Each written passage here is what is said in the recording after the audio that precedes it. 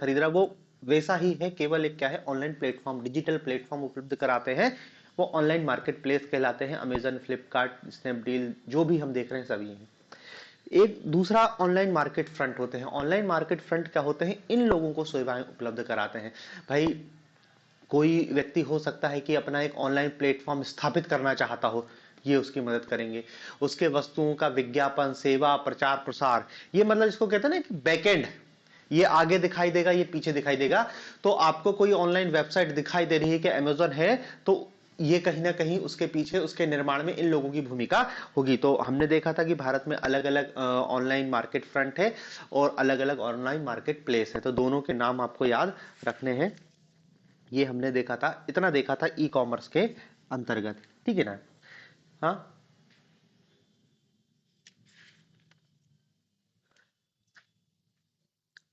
देखो जो online market place है अमेजन, फ्लिपकार्ट की, ये तो दिख ही रहा है कि एक प्लेटफॉर्म है जहां पर, डिजिटल प्लेटफॉर्म है जहां पर वस्तुओं की खरीद बिक्री होती है। ये आया कैसे, ये ये बैकएंड है। ये लोग क्या है, इन लोगों को सेवाएं उपलब्ध कराते हैं। अमेजन, फ्लिपकार्ट, इन लोगों को भी सेवाओं की जरूरत होती है। ये ऑनलाइन मार्केट फ्रंट उनका बैकएंड है। उनकी वस्तुओं का विज्ञापन, प्रचार प्रसार, की हम एक वेबसाइट बनाना चाह रहे हैं और वेबसाइट में क्या है, वस्तुओं की खरीद बिक्री करेंगे और फिर धीरे से हम एप्लीकेशन बनाएंगे और एक अपना मार्केट प्लेस स्थापित करना चाहते हैं, तो ये उनकी मदद करेंगे। मतलब ये ऑनलाइन मार्केट प्लेस का क्या है, बैकएंड है, और बिना इसके ऑनलाइन मार्केट प्लेस का अस्तित्व भी नहीं हो सकता। मतलब यहाँ पे जो ऑनलाइन मार्केट फ्रंट है, ये ऑनलाइन मार्केट फ्रंट क्या कर रहा है, इन लोगों को सेवाएं उपलब्ध करा रहा है। सीधी सी बात है, ऑनलाइन मार्केट प्लेस जो स्थापित हो रहे हैं, उनको स्थापित करने में ये इन लोगों की भूमिका है। भाई जैसे ऑनलाइन मार्केट प्लेस आप अपना मान लो अपना स्थापित करना चाहते हैं, अमेजन, फ्लिपकार्ट का जैसा ही आप भी एक खोलना चाह रहे हो, तो आपको निश्चित रूप से क्या है, एक पेमेंट की लिए व्यवस्था करनी पड़ेगी कि लोग पैसा देंगे, तो एक क्या है, पेमेंट गेटवे की जरूरत पड़ेगी। तो पेमेंट गेटवे आपको कहां से मिलेगा, आपको पेमेंट के कल जो बताया था ना, एक तो भारत में रेजोर पे है, इंस्टा मोजो है, ये सब आपको वो सुविधाएं उपलब्ध कराएंगे ऑनलाइन पेमेंट की। फिर बात अलग है कि आप अपना एक मोबाइल वॉलेट अलग से बनवा लेते हो, अलग से अपना सिस्टम स्थापित कर लेते हो, लेकिन यदि शुरुआत में आपको होगा तो आपको क्या है, करेंसी के ट्रांसफर के लिए चाहिए है, तो ये जो ऑनलाइन मार्केट फ्रंट है वो आपको ऑनलाइन पैसे लेन देन की सुविधा उपलब्ध कराएंगे आपको स्थापित करने में। तो ये जो पूरा है ना ऑनलाइन मार्केट फ्रंट, ये बैकएंड है ऑनलाइन मार्केट प्लेस का। इनको स्थापित करने के लिए जो भी सेवाओं की जरूरत होती है वो ये उपलब्ध कराते हैं, ठीक है ना। इनको स्थापित करने में जो भी सेवाओं की जरूरत होती है वो ऑनलाइन मार्केट फ्रंट उपलब्ध कराते हैं।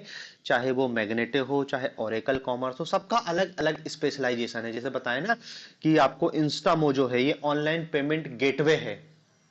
ये आप यदि अपना सामान कुछ आप अपना ऑनलाइन मार्केट प्लेस स्थापित करना चाहते हो, तो आपको पैसे की वॉलेट क्या कहते हैं, आपको पैसा ऑनलाइन ट्रांसफर करने की सुविधा, तो वो आपको इंस्टा मोजो, रेजोर प्रे जैसे लोग, जैसे ऑनलाइन मार्केट फ्रंट उपलब्ध कराएंगे, ठीक है। तो ये दो टाइप के हमने क्या है, ई कॉमर्स प्लेटफॉर्म देखे थे, या ई कॉमर्स के दो टाइप देखे थे।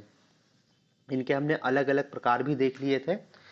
अब इसमें हमको एक चीज और देखनी है कि ये जो ऑनलाइन मार्केट प्लेस है या जो ई कॉमर्स है, ये ई कॉमर्स अलग अलग प्रकार के या अलग अलग नाम से जाना जा रहा है। केवल क्या है, खरीद और बिक्री के आधार पर अलग अलग नाम से जाना जाता है। तो कहते हैं ई कॉमर्स कितने प्रकार का होता है, ई कॉमर्स कितने प्रकार का होता है। अभी जो हमने देखा वो क्या है, e commerce platform. E commerce platform दो प्रकार के होते हैं, online store front, online market place. अब ये जो ई कॉमर्स होता है, जो इलेक्ट्रॉनिक रूप से या इंटरनेट पर वस्तुओं और सेवाओं का आदान प्रदान होता है, वो कितने रूप में होता है, तो देखो इसके अलग अलग रूप हैं। एक होता है B to B, B to B, business to business, business to business. थोक व्यापारी, रिटेल का कोई रोल नहीं है, बड़ा व्यापारी छोटे व्यापारी को जो माल बेचता है उसको हम क्या है, थोक मार्केट कहते हैं। तो अब ऑनलाइन भी तो थोक मार्केट में चलेगा, ऑनलाइन भी तो थोक मार्केट में चलेगा। तो हम जो अमेजन फ्लिपकार्ट से देख रहे हैं वो तो हमको दिखाई दे रहा है, लेकिन यदि आप व्यापारी हो, अपना सामान थोक में खरीदना चाहते हो, तो उसके लिए अलग सा ई कॉमर्स होता है, उसको कहते हैं B2B, बिजनेस टू बिजनेस। और इसका उदाहरण है अलीबाबा। अली बाबा, पहले बताया चीन का जैक मा के द्वारा स्थापित है। ये क्या है, थोक में सामान उपलब्ध कराता है। तो जो आपके दुकानदार हैं, यदि उनको ई कॉमर्स के माध्यम से वस्तुओं का आयात करना होता है तो अलीबाबा। और ये अलीबाबा इतना बड़ा प्लेटफॉर्म है कि सुई से लेके हेलीकॉप्टर और तोप सब चीज इस अलीबाबा पर मिलती है। बहुत बड़ा ऑनलाइन फ्रंट है, बिजनेस टू बिजनेस, कंज्यूमर नहीं, हम नहीं तुम, सिर्फ क्या है, व्यापारी। और एक और है इंडिया मार्ट। इंडिया मार्ट ये भारत का है और ये भी क्या है, थोक में उपलब्ध कराता है। ये दो उदाहरण याद रखना, ये बिजनेस टू बिजनेस है। बिजनेस टू बिजनेस समझ गए ना, व्यापारी टू व्यापारी, अलीबाबा और इंडिया मार्ट। इसमें एक और उदाहरण है। दरअसल देखो, सबसे पहले क्या है, कल ही बताया मैंने आपको, वॉलमार्ट अमेरिका का है। अमेरिका की किराने की दुकान, सुपर स्टोर टाइप का, जहां पे सब सामान मिलता है कंज्यूमर के लिए, फुटकर में। वॉलमार्ट भारत में प्रवेश करता है। वॉलमार्ट भारत में आता है तो वो कोलोब्रेशन करता है भारती एयरटेल के साथ। भारती एयरटेल के साथ। और ये भारत में आते हैं, ये भारत में पहले क्या एंटर करते हैं, थोक मार्केट के स्तर पर, थोक बाजार। पूरे भारत में बड़े बड़े स्टोर खोले, ऑनलाइन नहीं, ई कॉमर्स की बात नहीं हो रही अभी, अभी ब्रिक एंड मोर्टाल, वो दुकान खोले इनने बड़े बड़े। ये वॉलमार्ट भारती का चल रहा था किस नाम से, बेस्ट प्राइस के नाम से। बेस्ट प्राइस के नाम से ये चल रहा था।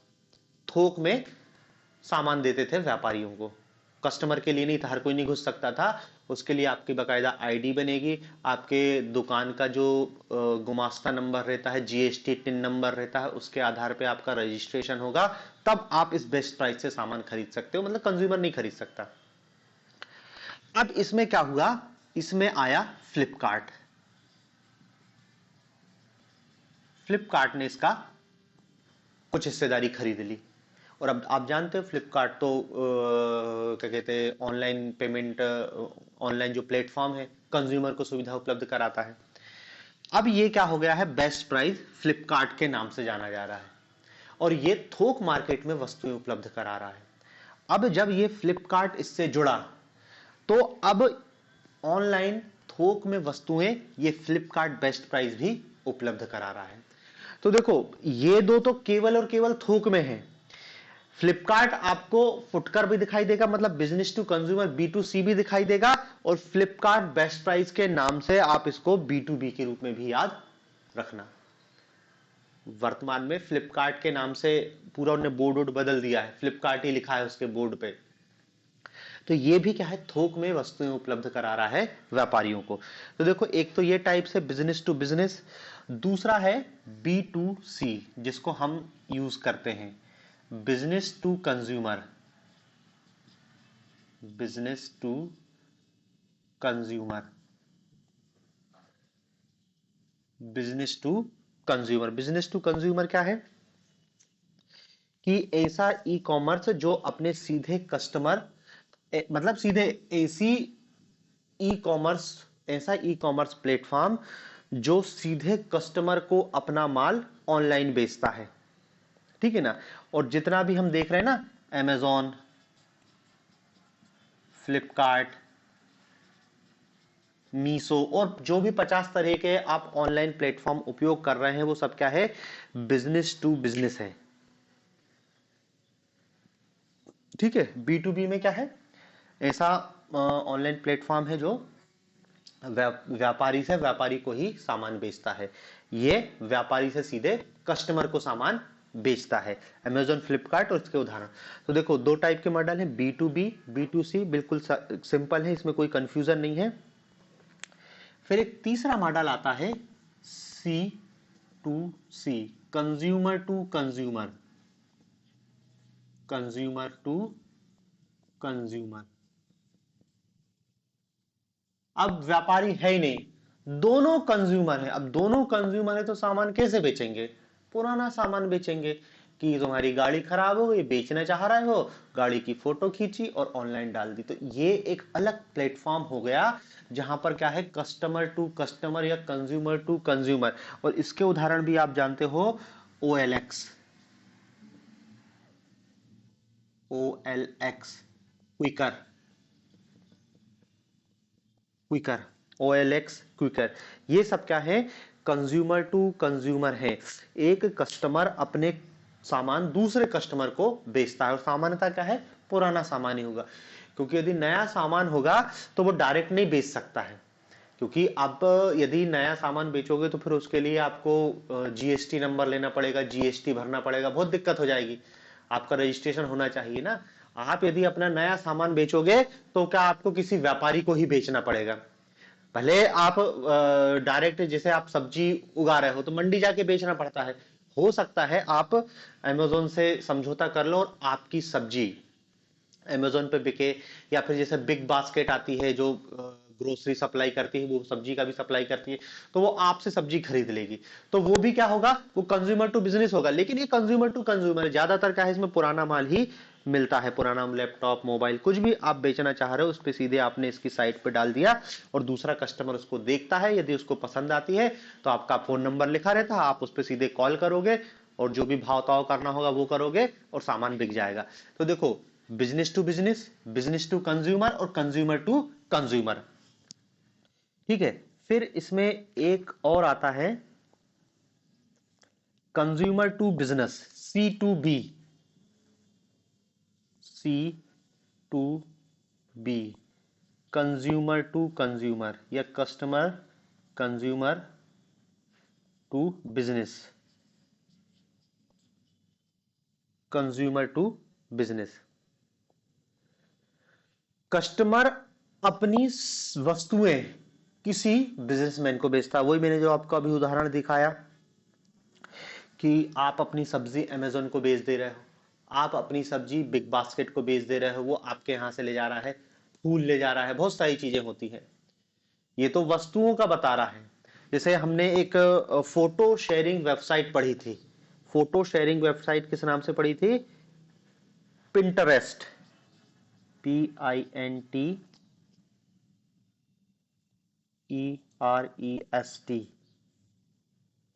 शटर स्टॉक भी है, एक फोटो शेयरिंग वेबसाइट है।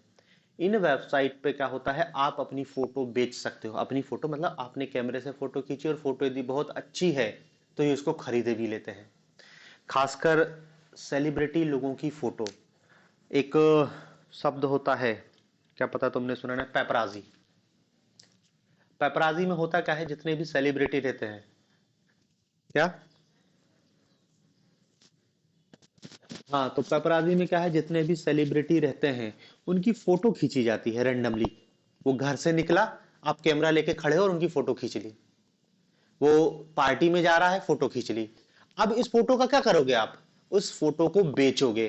तो ऑनलाइन ये फोटो बिकती है। अब जैसे कोई, उनने कहा कि भाई फिल्मी दुनिया से संबंधित कोई पत्रिका है, तो वो चाहती है कि क्या है, लेटेस्ट फोटो मिले।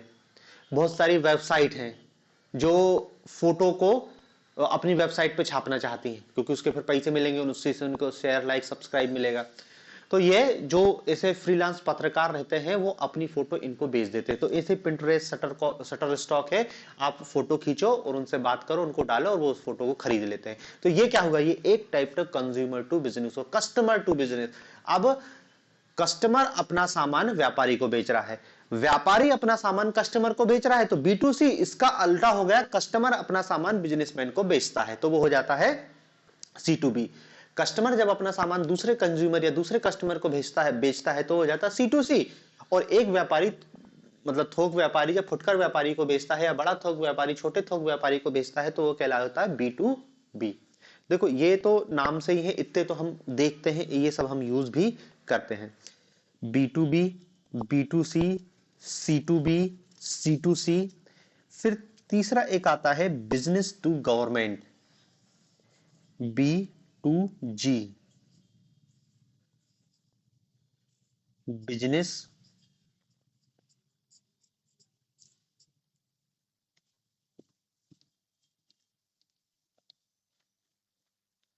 फिर एक क्या है, B2G,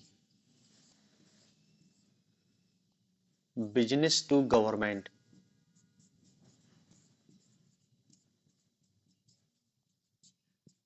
गवर्नमेंट, इसे क्या है, देखो ये B2G भी हो सकता है और B2A भी इसी को कहते हैं, बिजनेस टू एडमिनिस्ट्रेटर,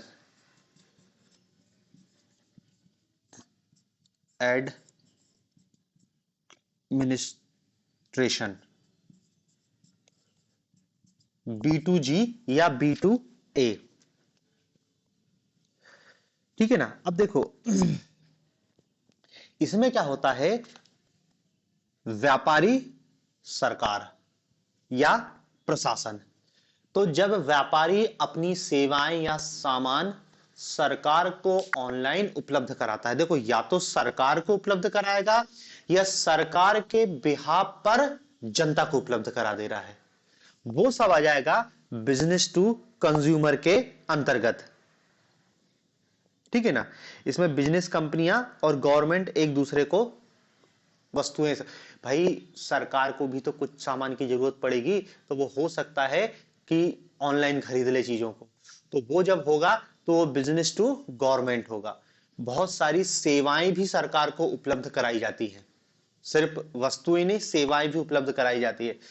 जैसे अभी एक वेबसाइट है ट्रिप एडवाइजर, ट्रिप एडवाइजर, ये क्या है, पूरी दुनिया भर में जो लोग टूरिज्म है उनके लिए एक वेबसाइट है, ट्रिप नाम ही है, ट्रिप से संबंधित एडवाइजर देती है। मतलब आपको यूरोप जाना है, आपको कहीं घूमना, शिमला जाना है घूमने, तो आप ट्रिप एडवाइजर की वेबसाइट पे जाके देखोगे, वो बताएगा कि यहाँ पे ये है ये है ये है, सारी जानकारी मिलेगी।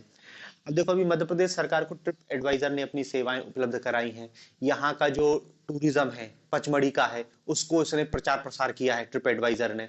उसको मतलब कह रहे हैं ना कि भाई ट्रिप एडवाइजर वेबसाइट पे जाएगा कि भाई भारत कोई विदेशी है तो उन्होंने कहा कि बेस्ट लोकेशन इन इंडिया, तो उसमें ट्रिप एडवाइजर दिखाएगा कि मध्य प्रदेश का एक पचमढ़ी हिल स्टेशन है, उसमें भी है। हो सकता है भारत का कोई व्यक्ति देखे कि भाई हिल स्टेशन कहाँ कहाँ है, तो वो जो दिखा रहा है उसमें पचमढ़ी भी दिखाएगा। पचमढ़ी के जो एक होटल है उसको बेस्ट होटल का अवार्ड भी रिकमेंड किया था ट्रिप एडवाइजर ने। ट्रिप एडवाइजर की जो लोग हैं वहां जाके विजिट करते हैं और विजिट करके उसको फिर क्या रैंकिंग देते हैं कि ये बहुत अच्छी है, ये बहुत अच्छी है। तो वो एक टाइप से सरकार को सेवा हो गई। ठीक है ना। तो जो ट्रिप एडवाइजर है जो मध्य प्रदेश टूरिज्म को सेवाएं उपलब्ध कराती है, तो वो क्या है, बिजनेस टू गवर्नमेंट है या बिजनेस टू एडमिनिस्ट्रेशन है। फिर एक और होता है customer to government, customer to government. अब कंज्यूमर अपना सेवाएं C2G या C2A, कस्टमर या कंज्यूमर, कस्टमर टू गवर्नमेंट या एडमिनिस्ट्रेशन, G2C या G2E। कस्टमर किसको अब सुविधाएं उपलब्ध करा रहे हैं, गवर्नमेंट को। कस्टमर गवर्नमेंट को सेवाएं उपलब्ध करा रहे हैं या गवर्नमेंट की सेवाएं कंज्यूमर को उपलब्ध करा रहे हैं। देना चाहिए गवर्नमेंट को लेकिन वो दे नहीं पा रही है। जैसे हम MP ऑनलाइन, MP ऑनलाइन, ये क्या हो रहा है, सरकारी सेवाएं आपको ऑनलाइन उपलब्ध करा रहा है। सरकार की बहुत सारी सेवाएं, उनका आयुष्मान कार्ड बनाना है MP ऑनलाइन थ्रू बन रहा है। जो भी ज्यादातर सरकारी पूरी सेवाएं मध्य प्रदेश में तो MP ऑनलाइन ही उपलब्ध करा रहा है। फॉर्म भरना है, कॉलेज की फीस जमा करना है, हर चीज MP ऑनलाइन के माध्यम से हो रही है। तो ये MP ऑनलाइन क्या है, कस्टमर टू गवर्नमेंट, कस्टमर पैसा गवर्नमेंट तक पहुंचा रहा है, बीच में ये कमीशन ले ले रहा है और गवर्नमेंट से कुछ सेवाएं सीधे कस्टमर को मिल रही है। ठीक है। तो ये वो C2G का उदाहरण है या C2A का उदाहरण है। तो देखो इतने टाइप के क्या है ऑनलाइन प्लेटफॉर्म, ये जो ई कॉमर्स के इतने टाइप के हमको प्रकार दिखाई देते हैं।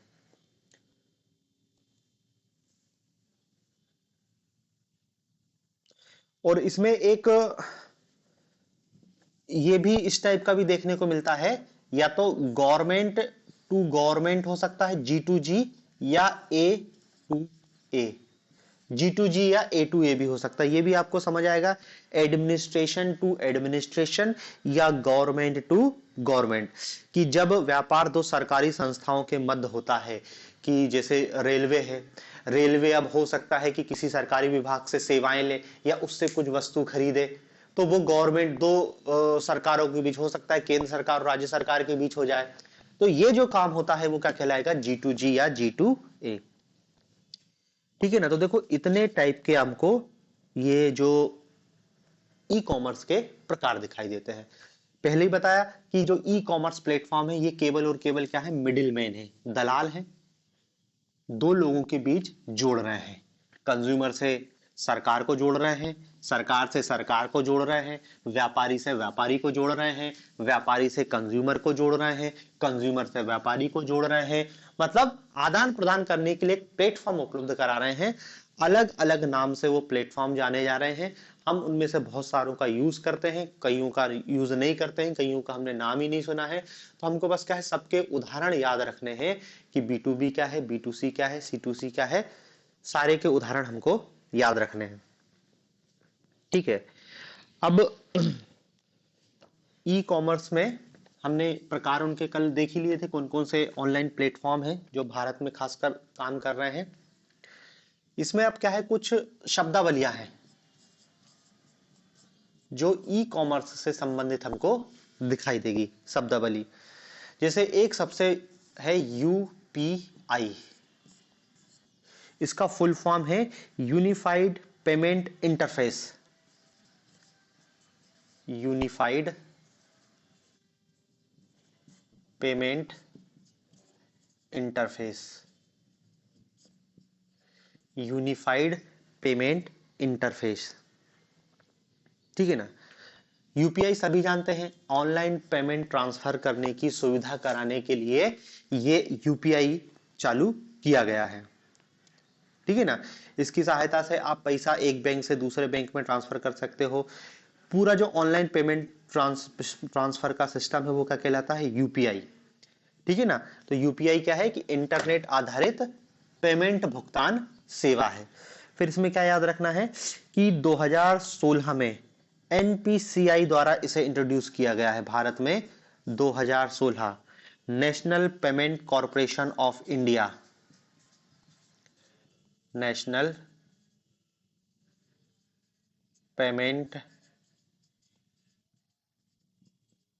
कॉरपोरेशन ऑफ इंडिया, इसके द्वारा इसको इंट्रोड्यूस किया गया है।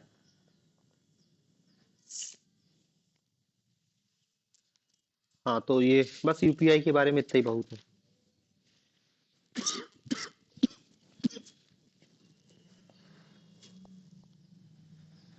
हाँ, ऑनलाइन पेमेंट भुगतान करने का ये एक नवीनतम साधन है UPI.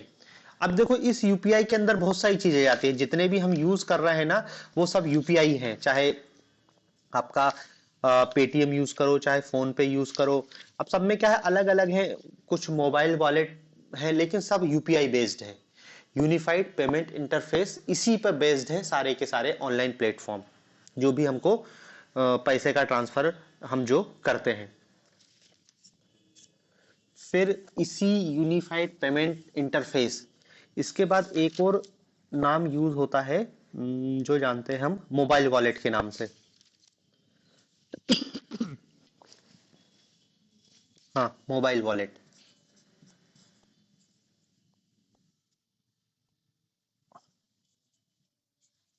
Mobile wallet, mobile wallet कहते हैं या इसको ई वॉलेट भी कहते हैं। अब देखो ई वॉलेट भी कह सकते हैं और कई लोग इसको एम वॉलेट भी कह सकते हैं। मोबाइल वॉलेट मतलब एम वॉलेट, ई वॉलेट मतलब इलेक्ट्रॉनिक वॉलेट, वॉलेट मतलब समझ रहे हैं ना, पर्स। तो देखो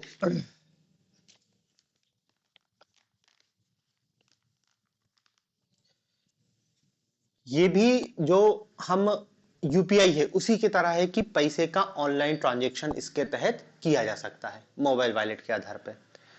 लेकिन इसके तीन अलग अलग प्रकार होते हैं, उन प्रकारों को देखना है। मोबाइल वॉलेट तो ठीक है, इसके जो प्रकार हैं वो महत्वपूर्ण हैं।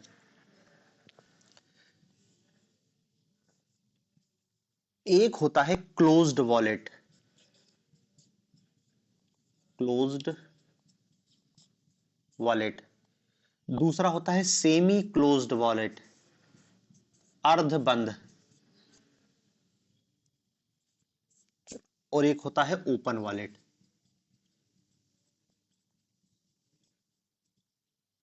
एक होता है ओपन वॉलेट। ये तीन टाइप के हमको मोबाइल वॉलेट दिखाई देते हैं।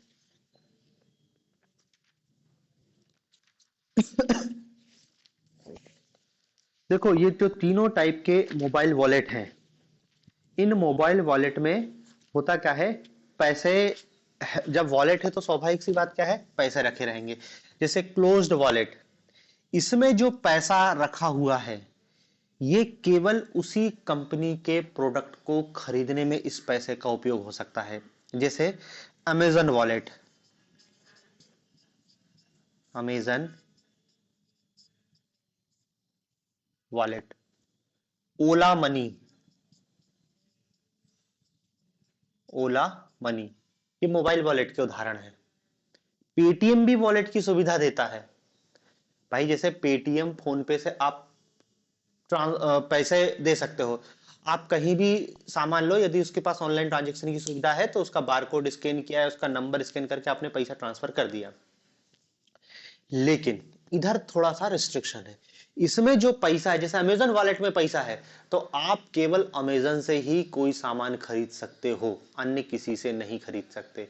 ओला मनी, ओला मनी में जो पैसा पड़ा हुआ है, आप जब ओला की राइड करोगे तब इसमें से पैसा ओला को ट्रांसफर करोगे, इसलिए इसको क्या कह रहे हैं, क्लोज्ड वॉलेट। सब में इसमें ट्रांजैक्शन नहीं होता है। देखो, आपसे पूछे जैसे पेटीएम मोबाइल वॉलेट का बिल्कुल उदाहरण है। पेटीएम मोबाइल वॉलेट का उदाहरण नहीं है। पेटीएम दरअसल क्या है कि यूपीआई आधारित पेमेंट सर्विस उपलब्ध कराने वाली ऐप है। पेटीएम अपने ग्राहकों को मोबाइल वॉलेट की सुविधा उपलब्ध कराता है। पेटीएम अपने ग्राहकों को, पेटीएम क्या, फोन पे, सब अपने गूगल पे, ये सब क्या है, अपने अपने ग्राहकों को मोबाइल वॉलेट की सुविधाएं उपलब्ध कराते हैं।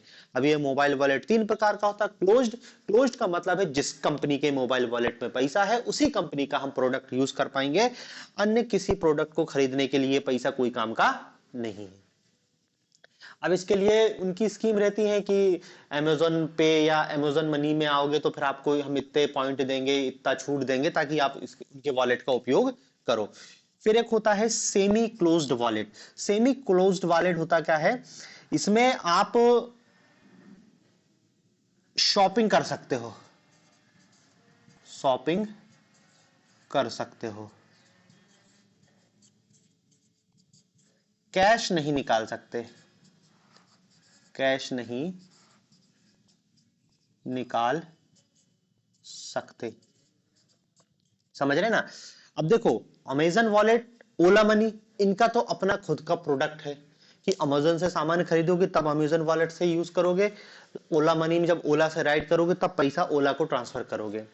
लेकिन अब जैसे फोन पे है, पेटीएम है, ये तो कोई क्या है, ऐसा सामान बेच नहीं रहे कि हम केवल उसी से खरीदेंगे। तो ये फोन पे और पेटीएम जैसी जो सुविधाएं होती हैं वो सेमी क्लोज्ड वॉलेट के अंतर्गत आती हैं।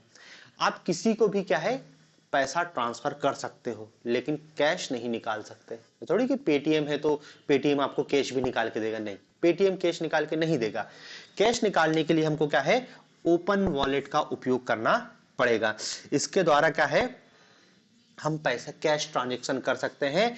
और ये ओपन वॉलेट केवल बैंक द्वारा ही जारी होता है, सिर्फ बैंक द्वारा ही जारी किया जा सकता है। आप इससे चाहे शॉपिंग करो, चाहे पैसा ट्रांसफर करो, चाहे कैश निकालो, सब इसमें हो सकता है। और इसके उदाहरण लिख लेना, एम पैसा, पेपल, पेपल, ये सब क्या है, ओपन वॉलेट के उदाहरण है। ठीक है, तो देखो ये मोबाइल वॉलेट है, तीन टाइप के मोबाइल वॉलेट है, तीनों टाइप के उदाहरण हो, तीनों में अंतर याद रखना कि क्या क्या है। पेटीएम का अलग है, फ्री चार्ज का अलग है, जियो का अलग है, ओपन वॉलेट केवल बैंक द्वारा, ये अलग से ने लाइसेंस लिया है, या फिर जैसे बैंक है एसबीआई का ऐप है तो वो ओपन वॉलेट का उदाहरण है। आपके पास यदि उसकी ऐप है तो आप बिना एटीएम के एटीएम जाके पैसा निकाल सकते हो, एटीएम की जरूरत नहीं है। आपके पास यदि एप्लीकेशन है एसबीआई की तो आप एसबीआई के एटीएम में जाके और मोबाइल्स के थ्रू आप डायरेक्ट पैसा निकाल सकते हो, एटीएम की कोई जरूरत नहीं है। वो ओपन वॉलेट का उदाहरण है।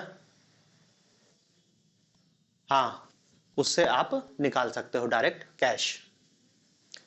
तो ये तीन टाइप के हमको मोबाइल वॉलेट दिखाई देते हैं, ठीक है ना। तो ये मोबाइल वॉलेट के उदाहरण हैं। तो देखो, एक तो UPI open wallet, SBI YONO open wallet का उदाहरण है कि आप चाहो तो उससे पैसा ट्रांसफर कर दो, किसी को पेमेंट कर दो, आप चाहो तो उससे कैश भी निकाल लो।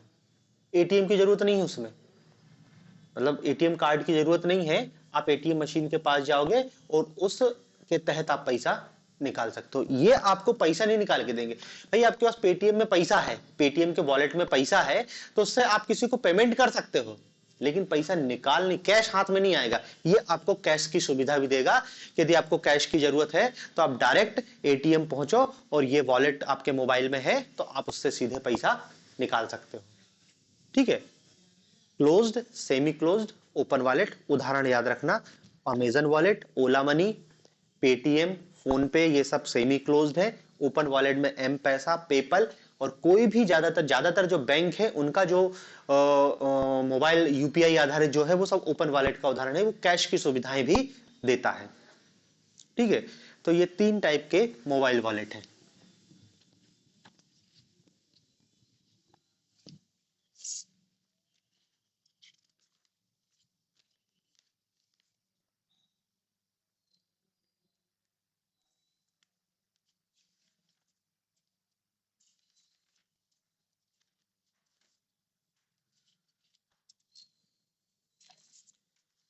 फिर एक और है शब्द electronic payment system, electronic payment system, electronic payment system. Electronic payment system क्या है कि इंटरनेट के माध्यम से आप कोई भी भुगतान करते हो तो वो क्या है, सब इलेक्ट्रॉनिक पेमेंट, मतलब इंटरनेट के माध्यम से किया गया भुगतान, इंटरनेट के माध्यम से किया गया किसी भी प्रकार का भुगतान इलेक्ट्रॉनिक पेमेंट कहलाता है,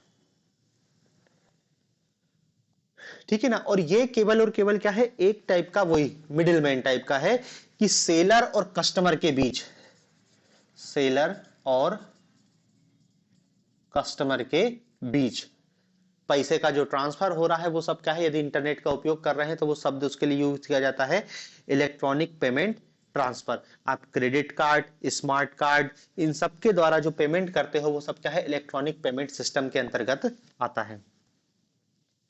फिर एक शब्द होता है national electronic fund transfer, NEFT, national electronic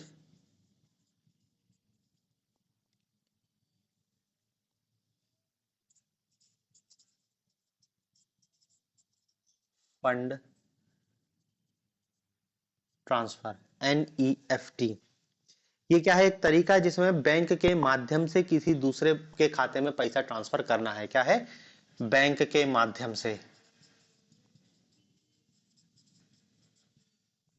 bank के माध्यम से एनईएफटी किया जाता है। आप किसी के खाते में पैसा ट्रांसफर करना चाहते हो तो नेफ्ट होता है। और उसमें क्या याद रखना कि इसकी शुरुआत 2005 में institute for development research banking and technology के द्वारा इसकी शुरुआत की गई थी। बस इतना याद रख लेना। आप तो फुल फॉर्म याद रखना, national electronic fund transfer, NEFT. NEFT की तरह एक और होता है जिसको कहते हैं RTGS, RTGS, real time gross settlement,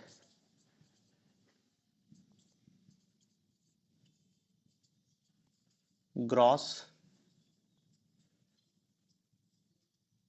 settlement. Real time gross settlement, ठीक है ना। अब देखो, रियल टाइम, एनईएफटी में भी पैसा दूसरे बैंक के खाते में ट्रांसफर होगा, लेकिन उसमें थोड़ा सा टाइम लगेगा। यदि आप बिल्कुल तत्काल पैसा फंड किसी दूसरे के खाते में भेजना चाह रहे हो, तो उसके लिए क्या है, आपको आरटीजीएस का उपयोग करना पड़ेगा। मतलब एक बैंक खाते में पैसा सुविधा का जमा कराने की भी सुविधा है, लेकिन ये क्या है, बिल्कुल रियल टाइम कराया जाता है। और ये सिस्टम को आरबीआई मेंटेन करता है, बैंक ही करते हैं, लेकिन आरबीआई इसमें क्या है, अलग से सर्विलांस का सिस्टम रखता है। और इसके लिए जरूरी देखो क्या है, रियल टाइम ग्रॉस, बल्क में बड़ा जब ट्रांसफर किया जाता है, तो इसके माध्यम से कम 2 लाख रुपए होना चाहिए। कम से कम 2 लाख, अधिकतम की कोई सीमा नहीं है, 2 लाख से नीचे आपको नेफ्ट करना पड़ेगा। और 2 लाख से ऊपर क्या है, आरटीजीएस की सुविधा है, और अधिकतम की तो कोई लिमिट नहीं, जितना चाहे उतना कर दो, ठीक है ना। तो देखो ये सिर्फ फुल फॉर्म है, ज्यादा से ज्यादा एक तो एनईएफटी, दूसरा आरटीजीएस, और तीसरा है IMPS. IMPS, immediate payment service.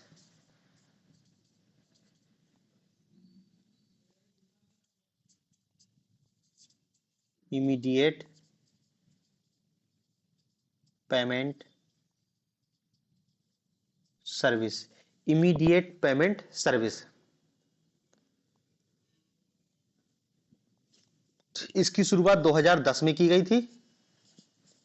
और ये क्या है, देखो, इमीडिएट पेमेंट सर्विस है। इमीडिएट पेमेंट सर्विस मतलब क्या है, आप अपने मोबाइल के माध्यम से या इंटरनेट के माध्यम से 24/7, मतलब 24 घंटे सातों दिन, कभी भी पैसा ट्रांसफर को एक बैंक अकाउंट से दूसरे बैंक अकाउंट में ट्रांसफर कर सकते हो। ये कहलाता है आईएमपीएस। मतलब देखो, एनईएफटी आरटीजीएस के लिए बैंक जाना पड़ेगा, आईएमपीएस के लिए बैंक जाने की कोई जरूरत नहीं है। तो ये केवल फुल फॉर्म याद रख लेना, नेफ्ट, आरटीजीएस, आईएमपीएस। ये सब इलेक्ट्रॉनिक फंड ट्रांसफर ही है, एक इलेक्ट्रॉनिक रूप से हम फंड का ट्रांसफर कर रहे हैं। फिर एक और शब्द होता है ओटीपी, ये भी बहुत अच्छे से जानते हो, one time password, full form है इसका, वन टाइम पासवर्ड। दिन भर आता ओटीपी, ओटीपी फुल फॉर्म है उसका वन टाइम पासवर्ड। ये एक टाइप का सिक्योरिटी कोड है, वही कंफर्म करने के लिए, हाँ, कि जो व्यक्ति पेमेंट कर रहा है या जो व्यक्ति सामान दे रहा है, ले रहा है, वो वही व्यक्ति है या और कोई है। आपके मोबाइल पे ओटीपी आएगा, बिना ओटीपी के ट्रांजेक्शन नहीं हो पाता है। तो ये ओटीपी, और ओटीपी से क्या है, आपका एक प्रकार का सिक्योरिटी, वही साइबर सिक्योरिटी है, कि हम आपके साथ धोखाधड़ी ना हो। आपके खाते से कोई पैसा निकाल रहा है, ऑनलाइन ट्रांजेक्शन कर रहा है, तो आपके मोबाइल में ओटीपी जाएगा, जब वो ओटीपी आप डालोगे तब इलेक्ट्रॉनिक फंड ट्रांसफर आगे बढ़ेगा। तो ये वन टाइम पासवर्ड है, ठीक है ना। और इसमें 6 डिजिट होते हैं, 6 डिजिट का होता है, खासकर जो पैसे से रिलेटेड है। बाकी तो अब क्या है कि हर एप्लीकेशन या हर वेबसाइट अपनी सेवा के लिए कहती है कि हम ओटीपी भेज रहे हैं, उसका उपयोग करो, तो हो सकता है वो 4 अंक का हो, 3 अंक का हो, लेकिन जो है फाइनेंशियल, उसमें क्या है, 6 डिजिट का होता है।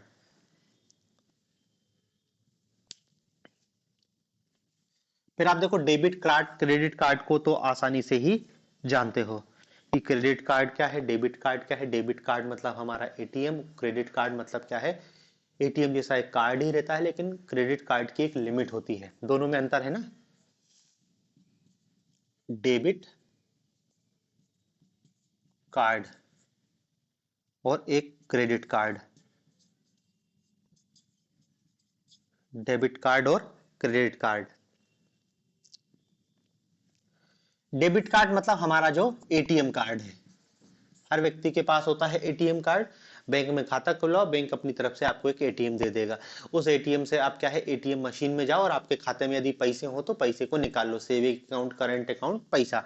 लेकिन इसके लिए जरूरी क्या है, आपके खाते में, बैंक अकाउंट में पैसा होना चाहिए।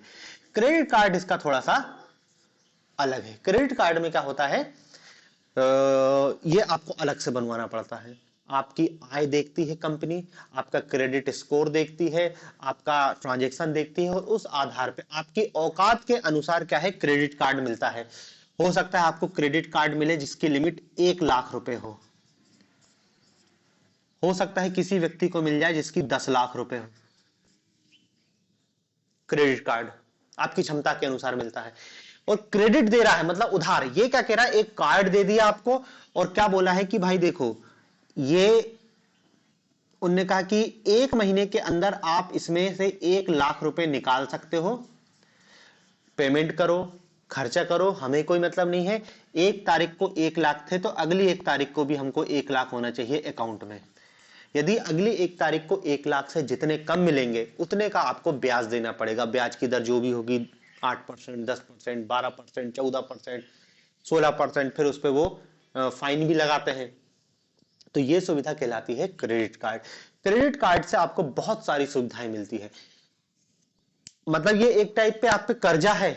आपने क्रेडिट कार्ड बनवा लिया, आपके खाते में समझ लो 1 लाख रुपए दे दिए हैं। आपका जो कार्ड है ना उसमें 1 लाख रुपए है, खूब खर्चा करो उससे, लेकिन अगले महीने जब तक उसकी लिमिट है, अलग अलग रहती, किसी के 40 दिन, किसी के 45 दिन, किसी की 60 दिन, कि अगले 60 दिन में क्या है वापस बैलेंस उतना ही करना पड़ेगा, और नहीं तो फिर क्या है ब्याज लगेगा, फाइन लगेगा, दिक्कत हो जाएगी। ये सुविधा कहलाती है क्रेडिट कार्ड। क्रेडिट कार्ड इसके साथ साथ अन्य कोई सुविधा भी है। जैसे आप कोई ऑनलाइन सामान खरीदो, जैसे अमेजोन से सामान खरीदोगे, तो वो कहेगा कि भैया यदि एसबीआई का क्रेडिट कार्ड है तो 10% की अलग से छूट ले लो, एचडीएफसी का क्रेडिट कार्ड है तो 20% की छूट ले लो। मतलब आप उसको नगद पैसा दे रहे हो वो नहीं चाहिए, क्रेडिट कार्ड से पेमेंट होगा तो छूट देगी। मतलब ई कॉमर्स कंपनियां ज्यादातर क्रेडिट कार्ड पर ही छूट देती हैं, डेबिट कार्ड पर बहुत कम छूट रहती है। आपको मजबूर, आपके पास नहीं है तो आप किसी से मांग के क्रेडिट कार्ड से पेमेंट करोगे, तब जाके आपको छूट मिलेगी। और भी बहुत सुविधाएं उपलब्ध कराता है क्रेडिट कार्ड। आप एयरपोर्ट जाओगे, एयरपोर्ट में एक होता है लॉन्ज, लॉन्ज सुविधा, वीआईपी लॉन्ज होता है कि आपकी फ्लाइट उनने कहा कि 4 घंटे बाद है, आप कनेक्टिंग फ्लाइट होती है, आपको केरल जाना है तो आपको भोपाल से मिली फ्लाइट पहले मुंबई के लिए और मुंबई से फिर केरल के लिए। तो यहां से गए भोपाल से मुंबई, मुंबई ने आपको एयरपोर्ट पर उतार दिया, आपकी अगली फ्लाइट 4 घंटे बाद है, तो 4 घंटे आपको एयरपोर्ट पे बैठना पड़ेगा। और एयरपोर्ट इस धरती के सबसे महंगे जगह होते हैं। वहां पे एक समोसा 250 रुपए का मिलता है, एक समोसा 250 का। पानी की बोतल भी हो सकता है आपको 200 से 250 की ही मिले, और हर चीज, सामान सब मिलेगा, लेकिन हर चीज बहुत महंगी है। अब सोचो ना, 250 का जहां समोसा मिल रहा है वहां पे अन्य सामानों का क्या हाल होता होगा। और आपको खाना तो कुछ करना ही पड़ेगा ना, क्योंकि आप सुबह से निकले हो शाम तक पहुंचोगे। हर चीज वहां पे उपलब्ध है, लेकिन हर चीज की कीमत बहुत ज्यादा है। 10 का समोसा 250 का, चाय भी वहां पे 200 से ऊपर की ही मिलती है। तो अब क्रेडिट कार्ड क्या करते हैं, वहां पे उनने लॉन्च होते हैं, तो उनने कहा कि आपके पास एचडीएफसी का क्रेडिट कार्ड है तो इस लॉन्च में फ्री एंट्री। फ्री एंट्री मतलब वहां जाके बैठो, खाओ पियो, कोई पैसा नहीं लगेगा। इसलिए ज्यादातर लोग क्रेडिट कार्ड का उपयोग करते हैं। मतलब क्रेडिट कार्ड ऐसा नहीं कि सिर्फ पैसे की जरूरत, मजबूरी भी है आजकल क्रेडिट कार्ड रखना, क्योंकि जो आप यदि बहुत ज्यादा ऑनलाइन शॉपिंग करते हो, बहुत ज्यादा घूमते फिरते हो, तो आपको कोई ना कोई क्रेडिट कार्ड, और इसमें भी लिमिट के हिसाब से सुविधा बढ़ती जाती है, गोल्ड, सिल्वर, प्लेटिनम, डायमंड, पता नहीं क्या क्या आता है। जितना बड़ा क्रेडिट कार्ड उतनी ज्यादा आपको सुविधाएं उसमें मिलेंगी। ठीक है, तो ये डेबिट कार्ड, क्रेडिट कार्ड। फिर एक और होता है CVV. CVV, card verification value, card verification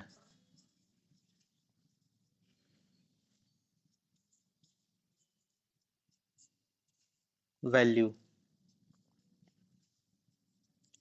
आपके एटीएम के पीछे जो क्या कहते हैं एक नंबर लिखा रहता है, 3 4 अंक, 3 अंक का एक नंबर लिखा रहता है। देखना आपके एटीएम के पीछे लिखा रहेगा काली पट्टी, उसके नीचे बहुत सारा नंबर लिखा है, उसके जो आखिरी के 3 अंक ऐसा कुछ लिखा रहता है, 666, 777, 444, 422, कोई भी जो नंबर लिखा रहता है वो कहलाता है CVV code, card verification value.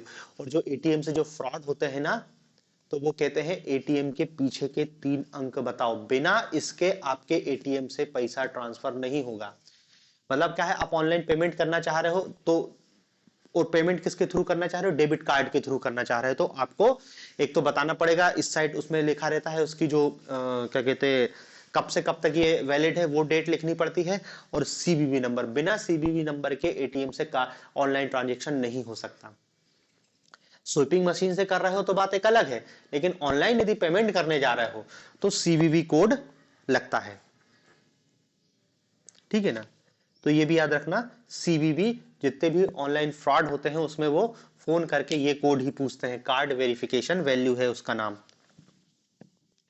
फिर एक और शब्द होता है बार कोड रीडर, इसको तो आप जानते ही हो, bar code reader, bar code reader. पहली बात तो ये जान लो कि बार कोड बनाने का श्रेय जाता है नॉर्मन जोसेफ वुडलैंड को। Norman Joseph Woodland, Norman Joseph Woodland. Barcode, barcode मतलब क्या है कि इसमें खासकर रिटेल व्यापारी की कोई भी सामान होता है उस सामान का ऐसा कोड बना दिया जाता है, ये ऐसे बहुत सारे नंबर लिखे, लाइन खींची रहती है और इधर कुछ लिखा रहता है। वो मशीन से इसको बार कोड रीडर से या बार कोड स्कैनर से उसको क्या है स्कैन करेगा, और स्कैन करेगा तो इस प्रोडक्ट की पूरी जानकारी इसमें इसमें छिपी हुई है।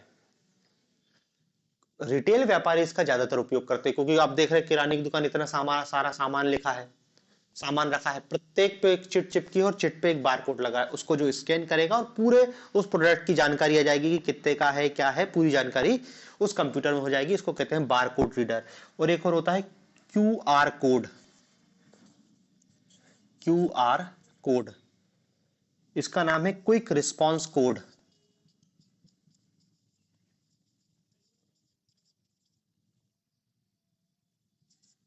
क्विक रिस्पॉन्स कोड, ठीक है ना? ये दरअसल क्या है, लेजर तकनीक से बनाया गया एक कोड है, लेजर तकनीक से एक बनाया गया कोड है, जिसको जब हम क्या है डिजिटल भुगतान के लिए इसका उपयोग करते हैं। डिजिटल भुगतान के लिए देखा ना कि ऐसा बना रहता है, ऐसा ऐसा कुछ भी ऐसा चित्र टाइप का बना रहता है, उसको हम मोबाइल के स्कैनर से स्कैन करते हैं और पेमेंट हो जाता है। तो ये कहलाता है क्विक रिस्पॉन्स कोड।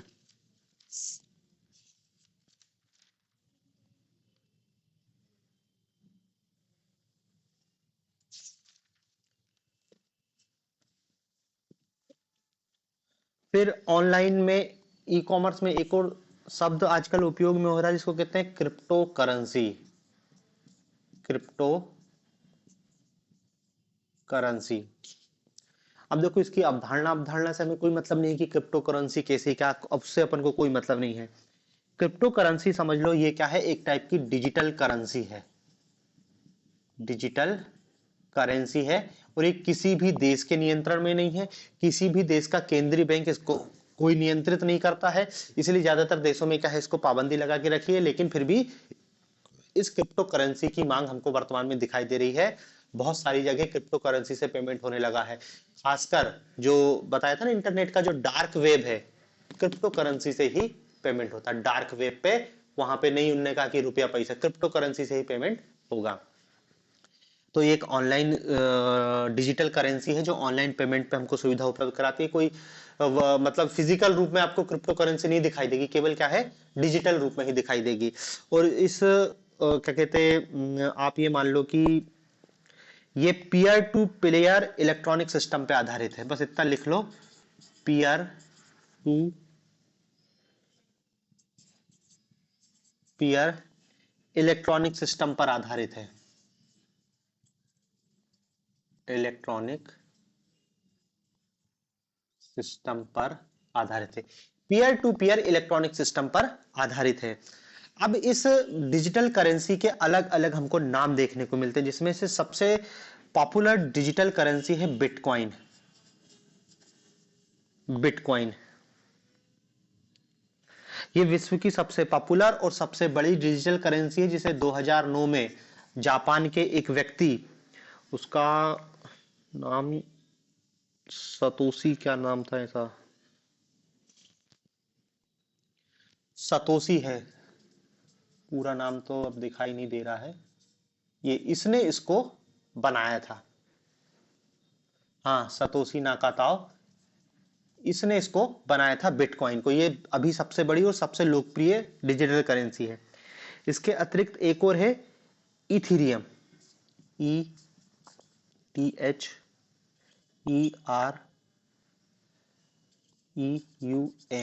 इथीरियम।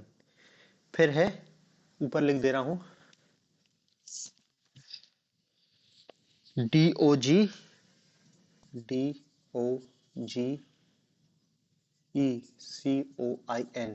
ये भी डिजिटल क्रिप्टो करेंसी का ही है।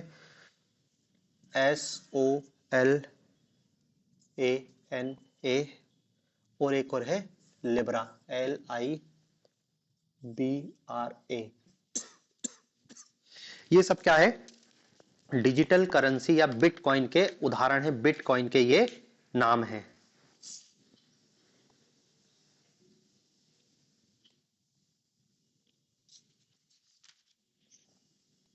ठीक है ना?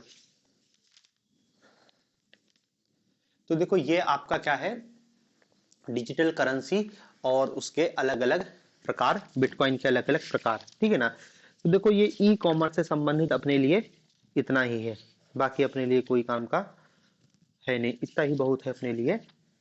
ठीक है ना? तो ये अपना ई कॉमर्स वाला टॉपिक भी कंप्लीट होता है। अब अपना इसमें अपना अगला टॉपिक रहेगा ई गवर्नेंस, उसको अपन कल पढ़ेंगे। और कल देखो इसमें, हाँ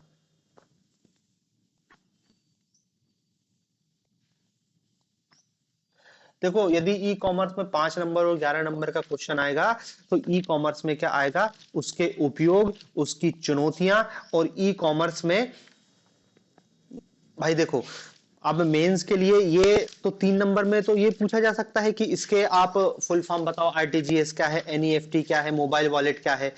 लेकिन यदि 5 नंबर में क्वेश्चन आएगा तो क्या है, ई कॉमर्स के लाभ,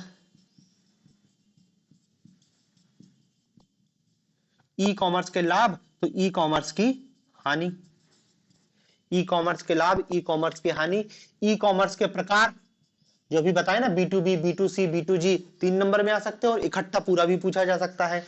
और फिर अंत में ज्यादा से ज्यादा इसमें यह पूछा जा सकता है कि ई कॉमर्स के लिए कौन कौन से अवयवों की आवश्यकता होती है। अवयव से उसका मतलब यही है कि भाई हमको क्या है, एक सप्लायर चाहिए, फिर एक वेयर हाउस चाहिए, फिर एक शिपिंग करने के लिए हमको एक जो उसको क्या कहते हैं, पोस्टमैन टाइप एक सर्विस चाहिए, कुरियर सर्विस चाहिए, और फिर क्लाइंट चाहिए, और फिर आपको ऑनलाइन सुविधा इंटरनेट की चाहिए, तो वो उसके अवयव हो जाएंगे।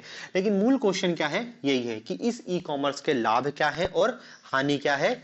बाकी देखो उस स्तर पर नहीं जाएगा कि भारतीय रिटेल व्यापार पे ई कॉमर्स का क्या प्रभाव पड़ा है, वो फिर तो बहुत डेप्थ में हो जाएगा। वो तो फिर क्या है, अलग है कि आपको एफडीआई की जानकारी होनी चाहिए। मेरे हिसाब से तो ई कॉमर्स में एमपीपीएससी जो 5 नंबर में पूछेगी, ई कॉमर्स के लाभ, ई कॉमर्स के हानि, ई कॉमर्स के प्रभाव, बस इतना ही बहुत है। और देखो लाभ हानि भी आप बहुत आसानी से लिख सकते हो। भाई लाभ एक देख ही रहे हैं, लाभ क्या दिख सकता है कि भाई हमको 24/7 सुविधाएं उपलब्ध है, रात को 12 बजे भी हम शॉपिंग कर सकते हैं, सबसे बड़ा इसका फायदा है। यही सबसे बड़ा नुकसान भी हो जाएगा कि 24 घंटे दुकान खुली है आपकी। फिर कोई भौगोलिक बाधा नहीं है इसमें, भौगोलिक बाधा नहीं है कि उठो तैयार हो, गाड़ी चालू करो, बाजार जाओ, फिर सामान देखो, फिर वो बाजार में सामान मिला नहीं, आपको भोपाल जाना पड़ेगा, इंदौर जाना, कुछ नहीं। दुनिया का कोई भी सामान, अमेरिका की प्रोडक्ट भी आप ऑनलाइन ऑर्डर कर सकते हो, कोई भौगोलिक सीमा नहीं है। होम डिलीवरी, बिस्तर पे पड़े पड़े आपने सामान देख लिया, ऑर्डर कर दिया और डिलीवर हो गया। जोमेटो देखो ना, खाना रात को 2 बजे भी खाना डिलीवर कर दे रहा है, सुबह 4 बजे भी खाना डिलीवर, 24 घंटे कुछ नहीं करना आपको। फिर ये आपको नगद लेन देन से छुटकारा दिलाता है, नगद लेन देन से छुटकारा, ऑनलाइन ही आपने पेमेंट कर दिया, बात खत्म हो गई। मोबाइल वॉलेट की सुविधा दे रहा है, उसमें आपको डिस्काउंट मिल जा रहा है।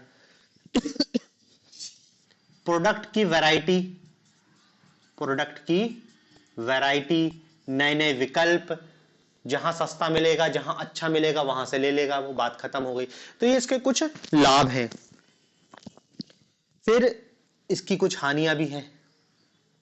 हानियां क्या है, हम केवल प्रोडक्ट को ऑनलाइन देख सकते हैं, ऑनलाइन देख सकते हैं, तो प्रोडक्ट के प्रमाणीकरण में समस्या है कि कई बार क्या होता है, हमने जो वस्तु ऑर्डर दी देखने में कुछ और लग रही थी, आने में कुछ और लग रही है।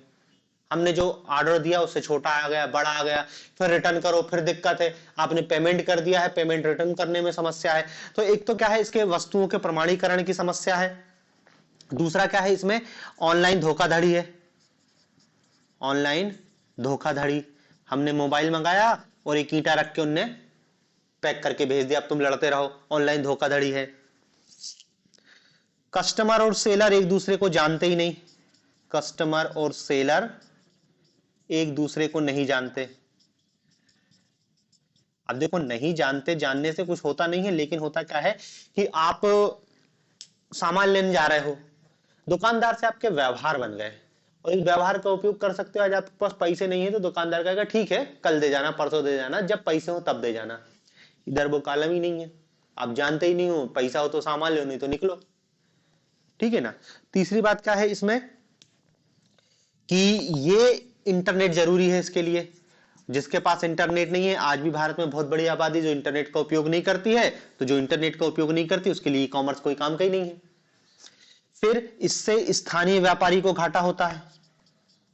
स्थानीय व्यापारी को घाटा होता है, क्योंकि स्थानीय व्यापारी की कीमत इनसे ज्यादा रहेगी, क्योंकि इनको तो कुछ नहीं करना है ना। स्थानीय व्यापारी तो भाई देखो, दुकान खोल के बैठा है, यदि दुकान उसने किराए से लिया है, किराया देना, उसको बिजली का बिल भरना है, उसने लड़के रखे हुए वो रखना है उसको, फिर खुद का खर्चा भी निकालना है, और भी बहुत सारी चीजें हैं। अब इधर तो कुछ नहीं है, फोटो खींच के प्रोडक्ट डाला, एक गोदाम रखा है, उसमें सारा सामान भरा हुआ है, आपने ऑर्डर दिया, पैक करा, और कोरियर कंपनी को, क्योंकि ये तो इनका कोरियर का भी नहीं, कोरियर कंपनी अलग होती, वो आपसे अलग पैसा लेती है, तो ये इसकी कुछ हानि है।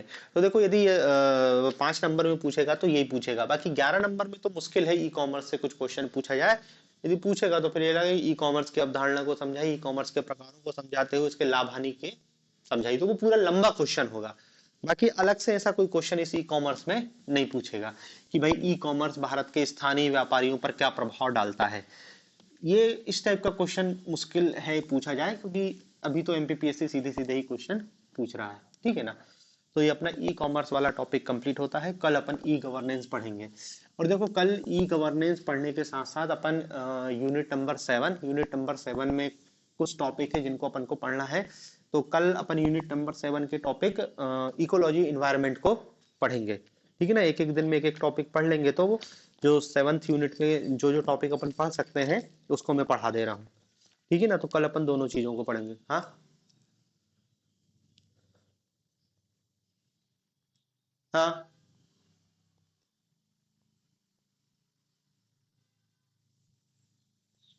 तो वो क्वेश्चन क्वेश्चन मेरे को व्हाट्सएप कर देना, कल मैं फिर से उसको बता दूंगा।